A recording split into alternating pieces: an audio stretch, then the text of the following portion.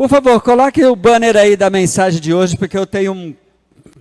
Na verdade, isso aqui é um enigma. DEP. Que será que é DEP? Abram no texto, irmãos, que eu quero ver com a dica do texto se vocês descobrem o que são essas 3 letras, enquanto tragam o púlpito aqui para mim. Logo, logo eles se tocam, aí vê que eu estou aqui meio perdidinho. Muito bem, joga o texto aí, Mateus, por favor. Marcos capítulo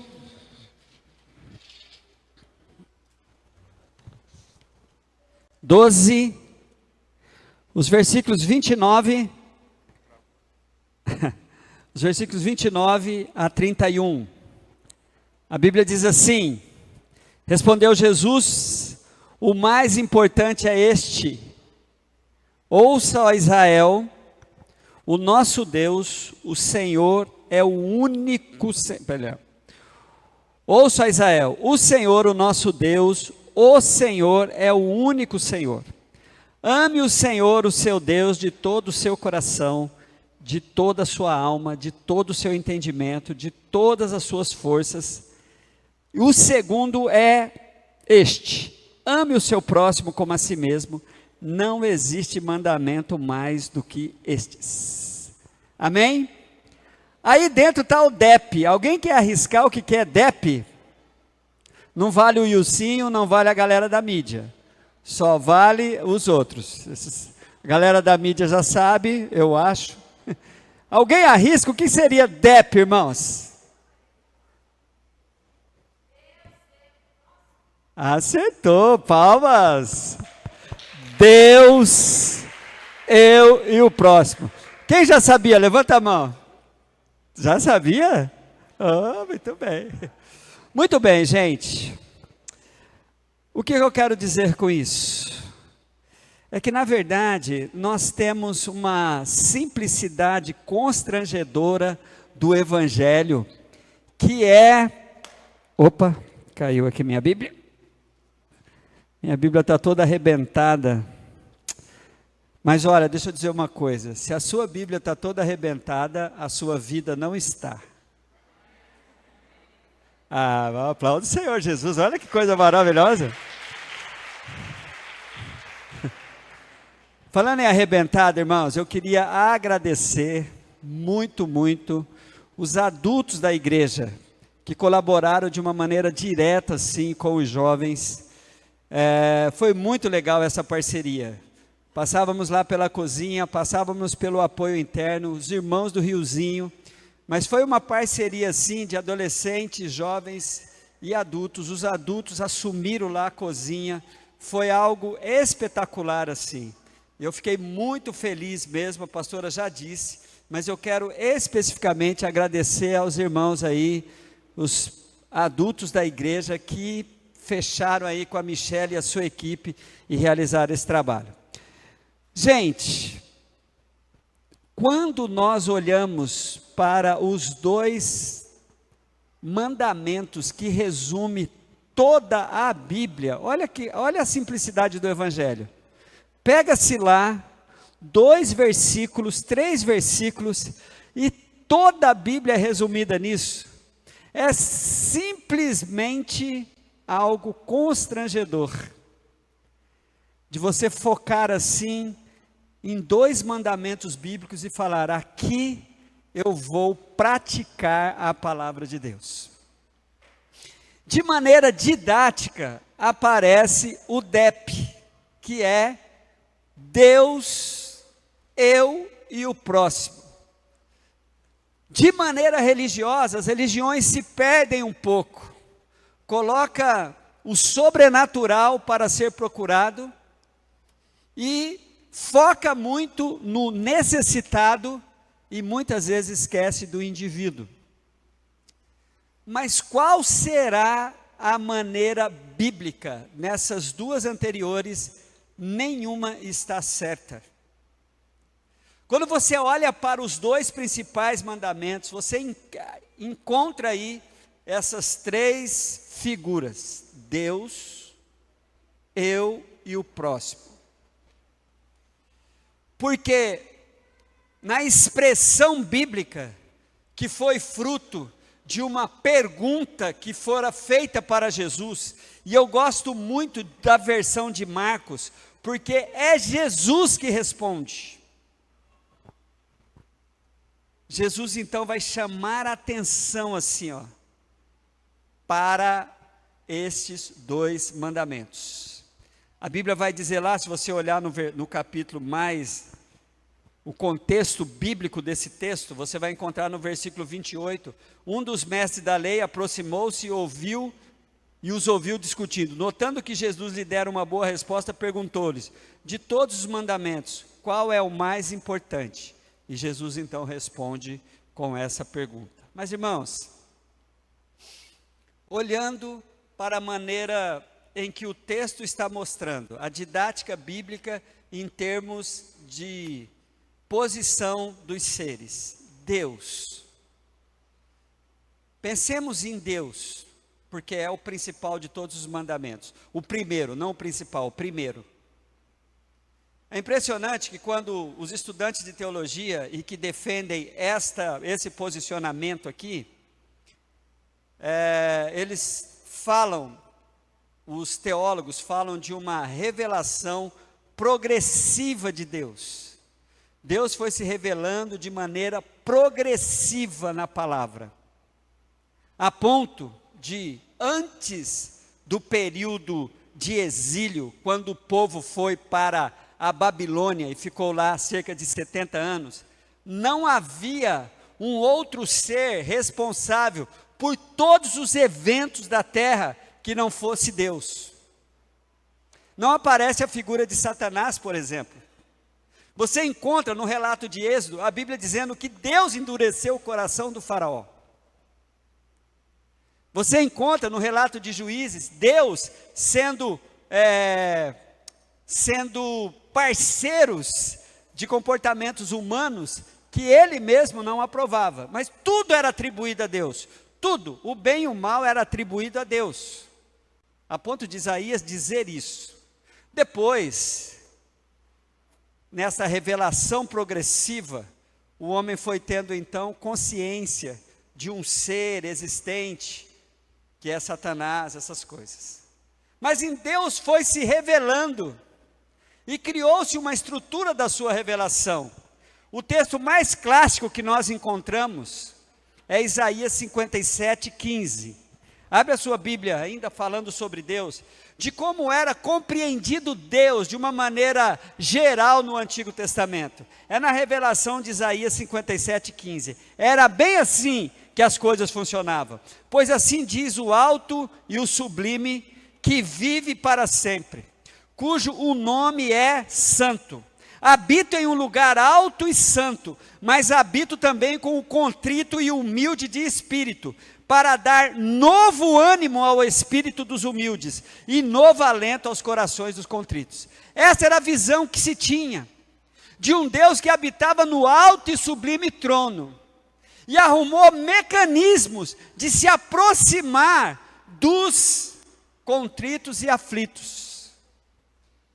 E além do mais, a compreensão também, além de um Deus que estava num lugar inacessível, quando se tratava da manifestação dele, ele só se manifestava em um lugar, que era em Jerusalém. E ainda dentro de Jerusalém, antes no tabernáculo de Davi, e depois no grande templo.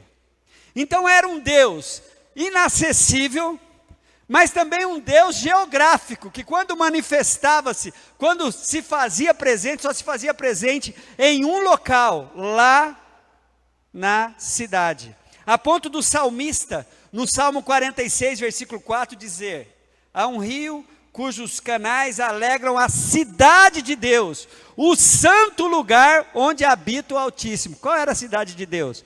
Jerusalém. Deus era compreendido assim, e a maneira com que ele se aproximava foi uma estrutura do contrito, foi uma estrutura humana criada por Deus.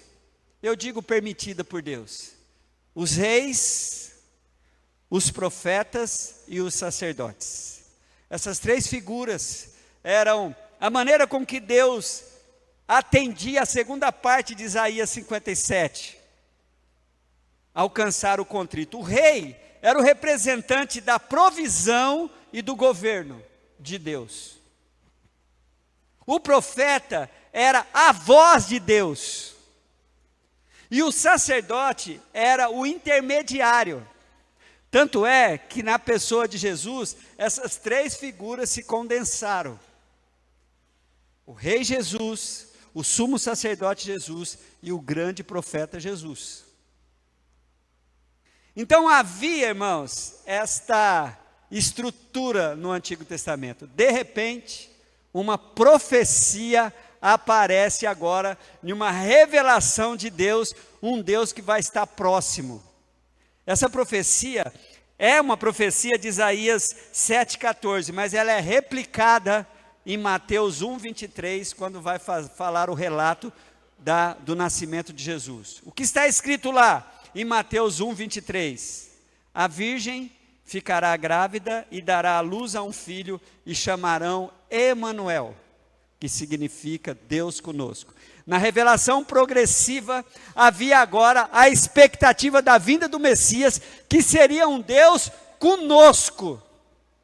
Um Deus conosco. Jesus Cristo. E durante o curto tempo, o ministério público de Jesus aqui na terra, em que ele se revelou mesmo, durante um curto período de 3 anos, salvo exceção no seu nascimento e depois aos 12 anos, quando a Bíblia relata o seu aparecimento ali no templo, respondendo aos doutores da lei, mas o tempo curto dos 3 anos, Jesus foi exatamente aquilo que Isaías falara sobre ele, o Emanuel, o Deus conosco. Só que aí a revelação progressiva de Deus, dentro dessa expectativa e dessa visão teológica, aí vem o maior de todos os mistérios, que precisamos encontrá-lo lá em João 14. Deus, vai olhando, irmãos, Deus, cadê Deus lá? Deus, no alto e sublime trono, e com a sua estrutura de revelação, também habitava no meio dos contritos e aflitos, usando homens para isso, os reis, os sacerdotes e os profetas, homens que evidenciavam quem era Deus. Porém, sabemos que dentro da didática de Deus, e Deus já deixando bem claro e não escondendo nada, esses homens não conseguiram alcançar o objetivo. Deus precisava então do estar aqui. E ele escolheu a maneira mais radical, a maneira mais surpreendente, a maneira que é loucura para muitos. E o Evangelho é loucura. Vir aqui como um ser humano, 100% homem na pessoa de Jesus, habitar no nosso meio, morrer por nós, verter o seu sangue na cruz e ser ressurreto para voltar para o seu lugar de honra. Aí vem a revelação de Cristo em João capítulo 14, versículo 15 e 18. Acompanhe comigo, João capítulo 14, e aí fecha-se a revelação sobre Deus. João 14, olhe comigo para o versículo 15. A Bíblia diz assim, de João 14, 15. Se vocês me amam, obedecerão os meus mandamentos. Quem está falando aqui? Emanuel, Deus conosco, Jesus Cristo.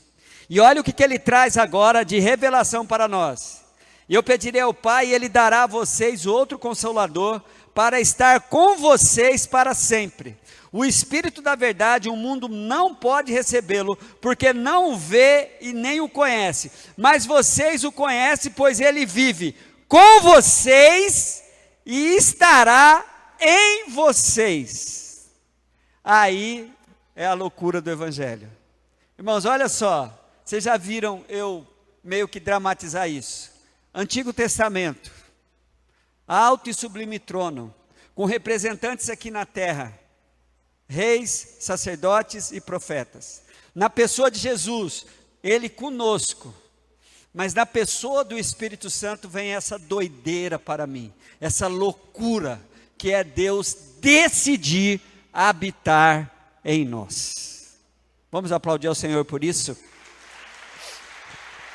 O apóstolo Paulo entendeu isso, e de uma maneira bem simples, tantas vezes ele repetiu isso, mas especificamente em 1 Coríntios 3, versículo 16, ele traz-nos essa informação da sua compreensão. Olha lá para 1 Coríntios 3,16, que a Bíblia vai dizer assim para nós: vocês não sabem que vocês são santuários de Deus e que o Espírito de Deus habita em vocês. Loucura, loucura, loucura. De uma pessoa como eu, o Senhor decidir habitar dentro de mim, na pessoa do Espírito Santo.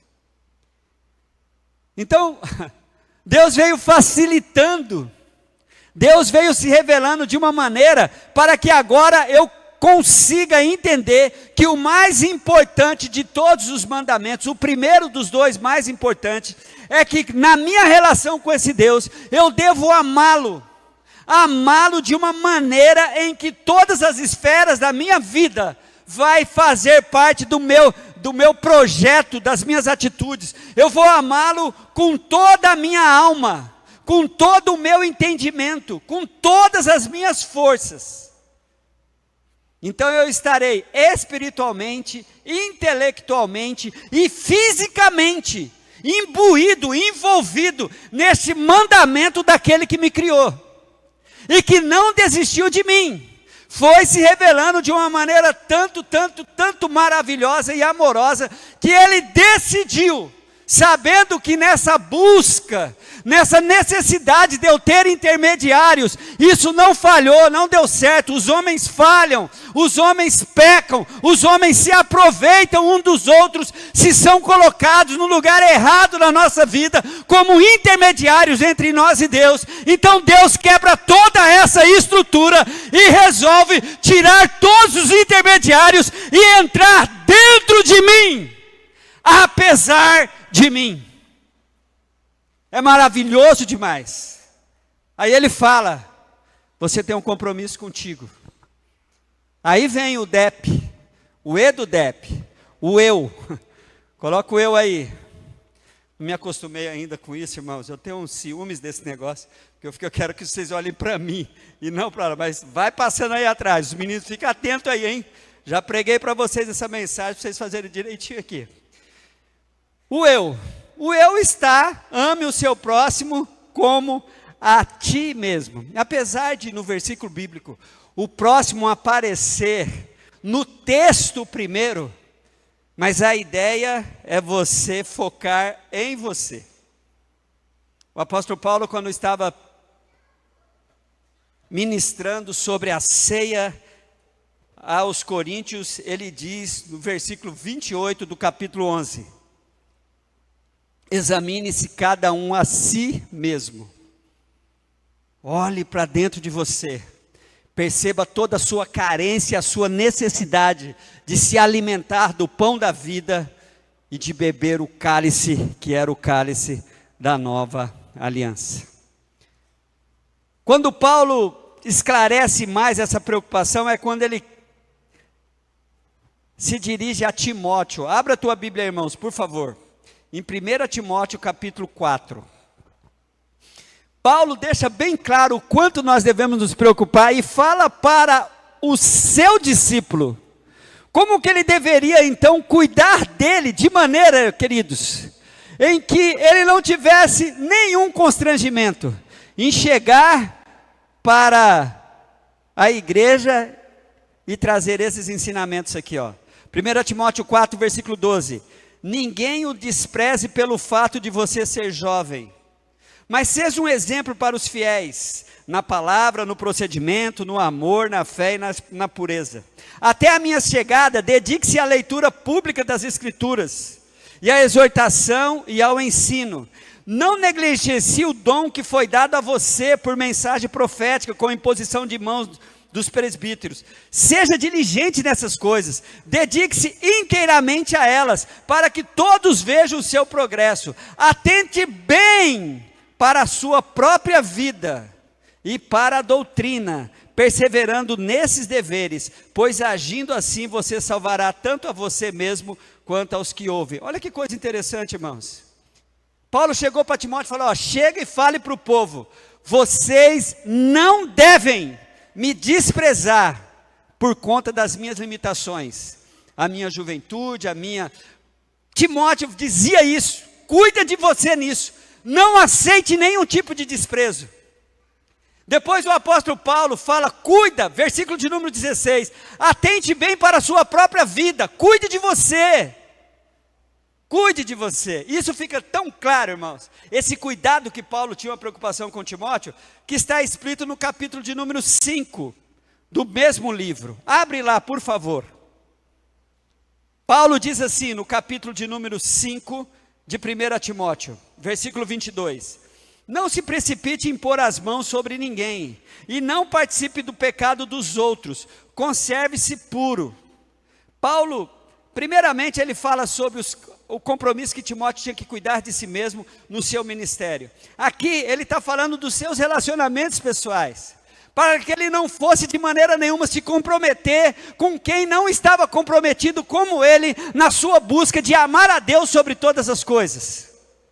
Aí ele dá um recadinho para Timóteo, não continue a beber somente água, tome também um pouco de vinho por causa do seu estômago e de suas frequentes enfermidades. Paulo agora está mandando Timóteo cuidar do físico dele, da saúde dele. E isso é fundamental, porque quando Paulo manda Timóteo a cuidar de si mesmo, no versículo de número 16 do capítulo 4, ele vai falar quais são as consequências disso, quais são as consequências disso. E as consequências disso é o P do DEP, o próximo. Paulo vai dizer assim, quero repetir, versículo 16 do capítulo 4, da primeira carta de Timóteo. Você salvará tanto a você, você vai estar cuidando tanto de você, e qual é a consequência disso? E quanto aos que o ouvem.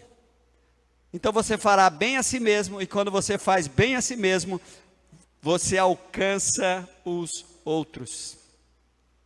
Irmãos, a Bíblia nunca chamou de egoísmo, a Bíblia nunca chamou de egocentrismo, porque é aí que vem o segredo desta figura fundamental para que nós cumpramos os dois principais versículos. O próximo como a si mesmo. O próximo, queridos, é um instrumento muito eficaz e nós vamos ver aqui de uma maneira ilustrativa. Eu quero chamar aqui o irmão Márcio Masqueto, quero chamar aqui o irmão Márcio Sandi e quero chamar aqui o irmão Edmar. Quero chamar esses três homens aqui. Irmãos, olha que coisa impressionante. A Bíblia vai pegar essa figura, fica aqui, queridos. A Bíblia vai pegar essa figura chamada próximo. E ele vai transformar essa pessoa em um instrumento na mão de Deus. Olhe comigo para Romanos 13, versículo 8 e 9.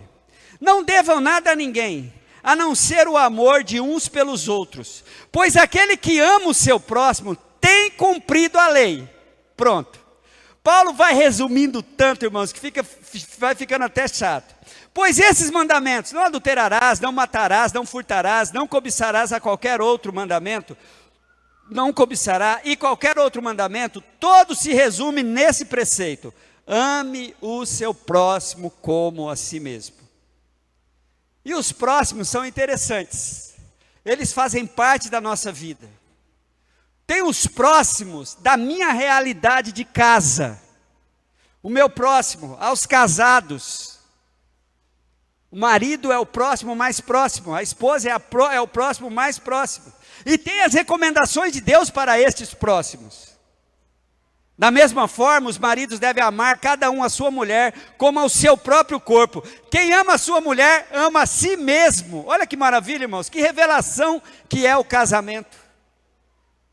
Ao amarmos uns aos outros, a gente está cuidando de nós. E a gente muitas vezes acha que isso não é Bíblia, né? Está aqui, ó. Os casados, essa preocupação. Os pais, o que a Bíblia diz sobre esses pais? Os pais, tem uma ordem específica para os pais. Os pais têm como próximos estratégicos, além um do outro, tem os filhos. E a Bíblia vai dizer para os pais em Efésios 4:4, pais, não irritem os seus filhos, antes crie segundo a instrução e o conselho do Senhor. E os filhos, obedecei aos vossos pais, no mesmo texto, Efésios capítulo 5, Efésios 5, versículo 4 e Efésios 5, vamos lá, irmão, que eu marquei errado aqui. Abra a tua Bíblia aí, Efésios. Espera aí, queridos, que eu vou precisar de vocês, não sai daí não, fica aí, ouvindo a palavra. Efésios 6, versículo 1, filhos obedeçam os seus próprios pais. Efésios 6, versículo 4, pai não irrite os seus filhos. Esses são os próximos. No trabalho, temos os nossos próximos lá. Quem é patrão, os seus próximos são os seus empregados. Os empregados, os próximos são os companheiros de trabalho e os seus patrões. E há ordens específicas para nós nisso. Agora veja só, irmãos, veja só. Você olha para o versículo, esses dois principais versículos, você não consegue de outra maneira olhar para eles se não for didaticamente. Primeiro Deus, depois eu, depois o próximo. Mas como que isso funciona dentro do direcionamento e da revelação que Deus deu? Olha só, para mim, né? E eu entendi isso, falei assim, é assim que funciona esse negócio. Eu tentei ilustrar isso com um carimbo, mas eu não consegui uma imagem que me ajudava a usar esse carimbo. Aí eu falei, eu vou pegar 3 irmãos que vai ser os meus carimbos.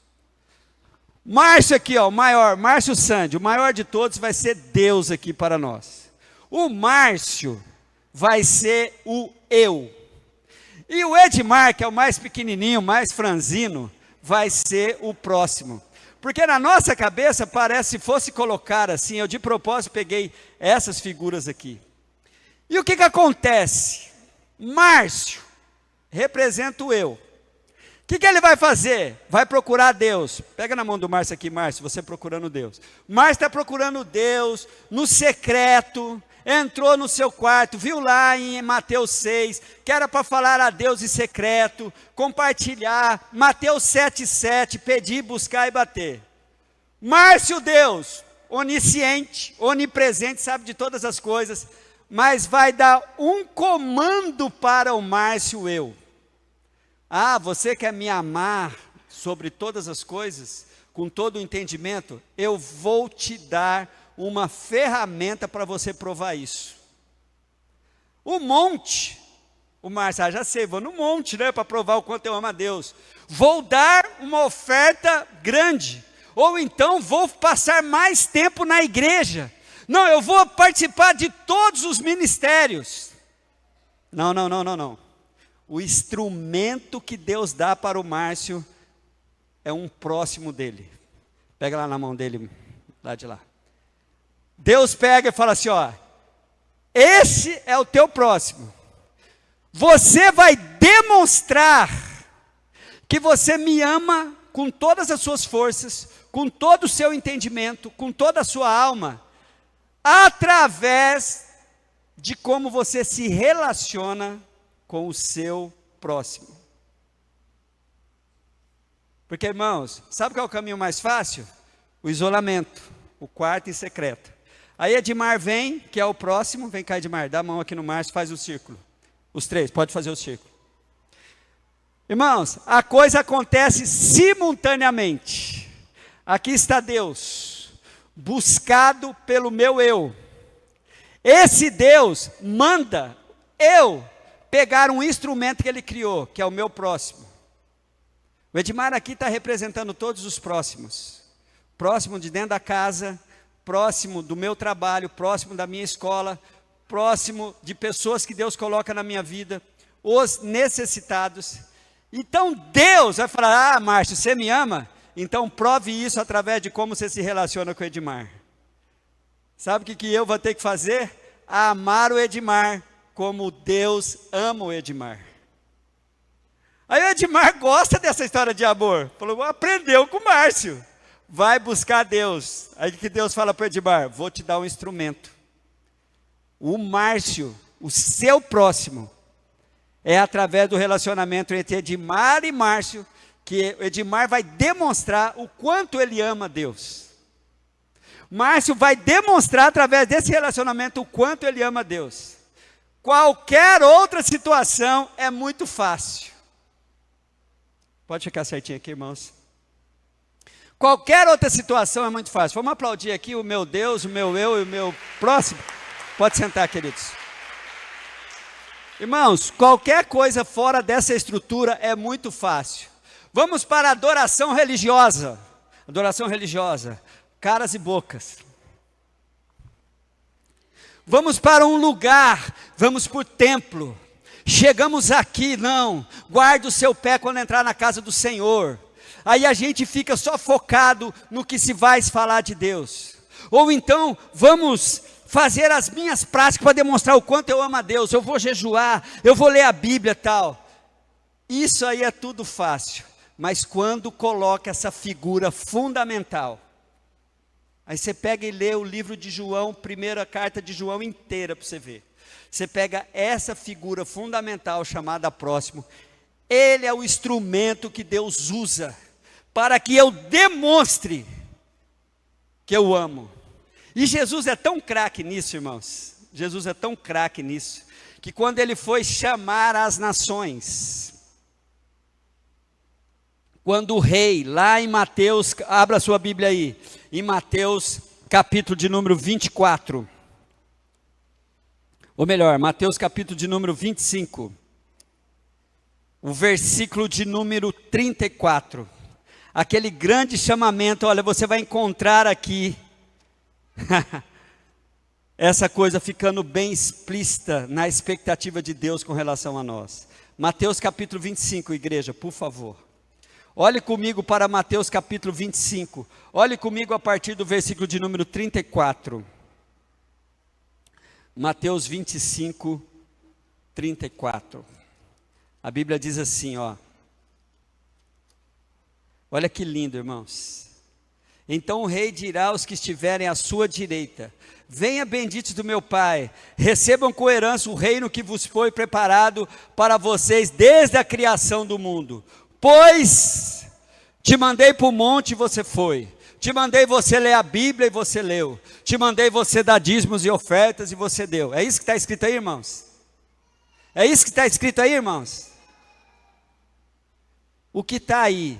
O meu próximo. Agora, esse é um tipo de próximo, o meu próximo necessitado.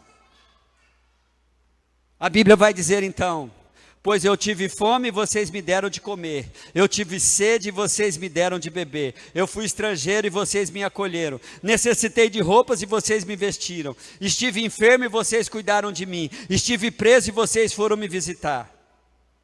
E é interessante, irmãos, que na busca dessas pessoas chamadas justas aqui, elas nem sabiam, Senhor, olha que lindo, irmãos, é lindo demais.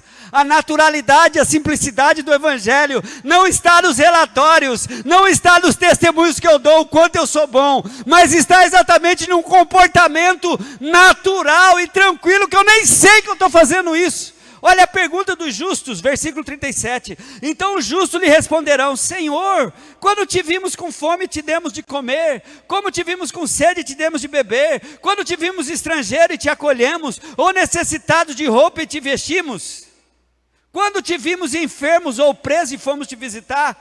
Aí Jesus responde, o rei responderá: digo a verdade, o que vocês fizeram a algum dos meus menores irmãos, a mim o fizeram. Vocês entendem, queridos, que o pré-requisito para serem chamados de benditos do meu Pai está exatamente nessa figura, em que eu estou buscando ser uma pessoa mais digna, mais nobre, mais cumpridora do meu compromisso de amar a Deus sobre todas as coisas, e Ele de maneira simples, constrangedora, me dá um instrumento, e eu fico sem saída. Eu não tenho como fugir disso. Não tem religião nessa história, não tem cerimônia, não tem dons aqui.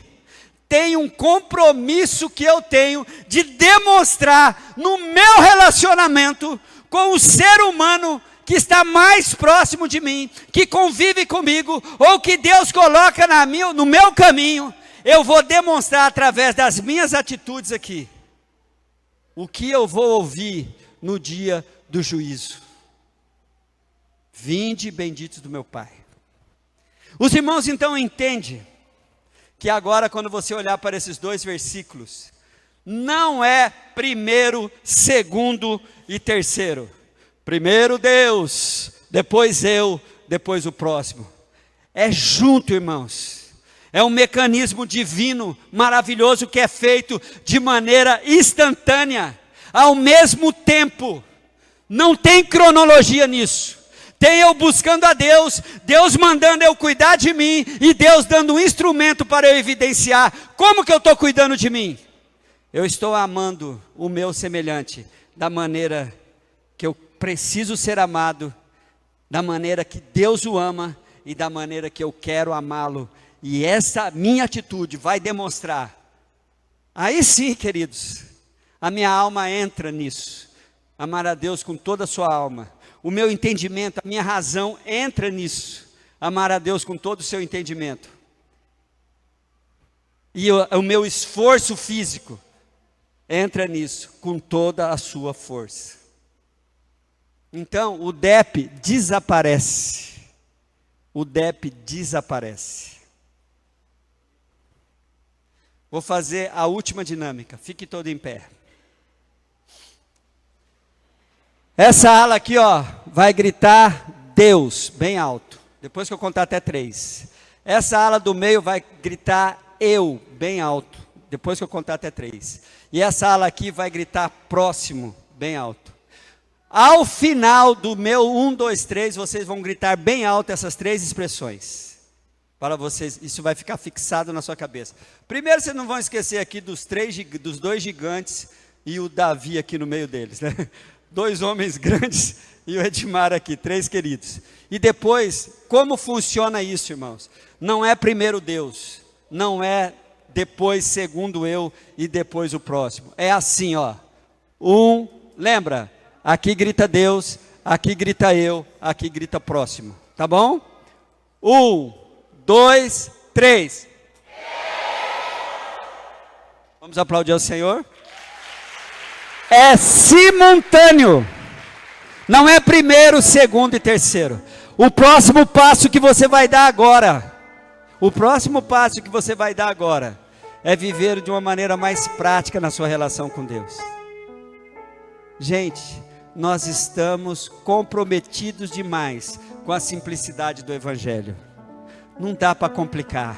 Se quiser complicar, você vai andar pelo mundo das acusações. Ai, você orou quanto? Você já leu a Bíblia quantas vezes? Você jejua quantos dias por semana? Você é um ofertante, você é um dizimista? Não. Todas essas coisas, quando você for amar a Deus, ela vai aparecer neste sistema bíblico. Eu quero amar a Deus, Ele vai mandar eu cuidar de mim, e Ele me deu um instrumento para eu demonstrar o quanto eu cuido de mim, que é o meu próximo.